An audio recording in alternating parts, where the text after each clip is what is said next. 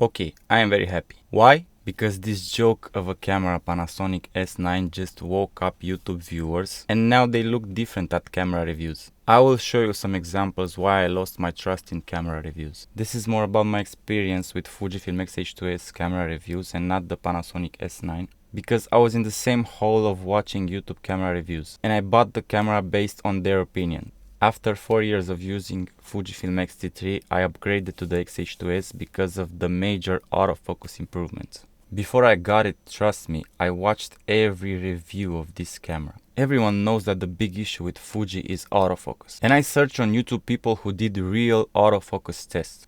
And I found only like 2 or 3 guys who did a proper autofocus test. The big YouTubers never showed me a real and good autofocus test, but always said it has caught up with the competition. Let me show you their tests. This is Roman Fox. He says that he can 100% rely on the autofocus. And in his video, this is the only autofocus test you see. You can clearly see that the autofocus speed is slow. If it was fast, the camera will hunt very much. And that's it. That's the autofocus review. This is his proof when he says I can 100% rely on the autofocus. He also says that before he used manual focus for talking heads and now he uses face eye tracking and it's reliable. Let me show you how reliable it is on a talking head scenario. This is from my Fujifilm autofocus video. It lost me. It focuses on the microphone. It hunts. When he says that the face eye tracking is good, he probably saw a box on the eye for 1 minute and his conclusion was yes, it's 100% reliable. Brandon Lee says that the autofocus is much improved. And again, this is the whole autofocus test that he shows you.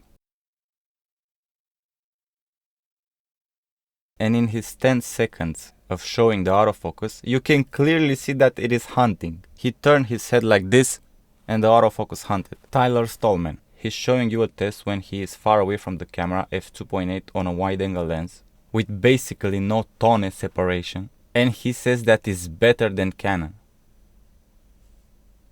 Tell me how many reviewers showed you this. This is how a Fujifilm camera focus pulls from close to infinity.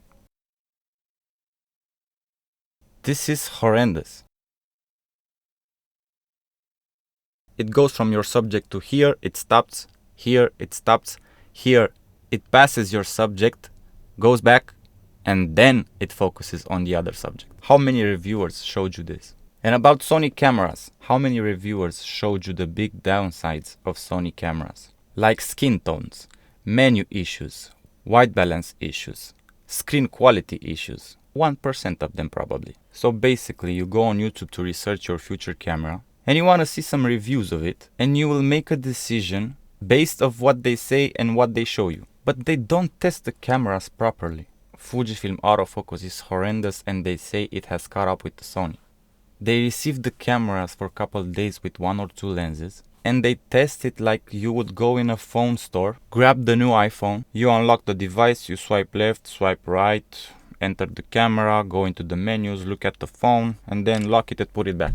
And then you go home without the phone to post a YouTube review with the title iPhone 15 Ultra Maximum Pro is awesome. This is how the most camera reviews are done these days. Oh, you don't believe me? Check the Fujifilm X-H2 reviews at launch. And then check Fujifilm autofocus complaints after 1 year of release.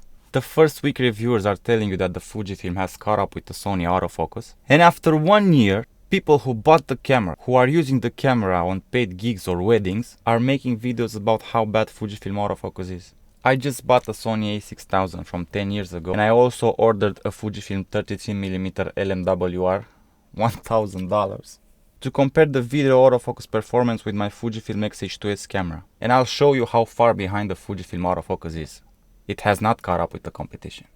I'll see you in a couple days.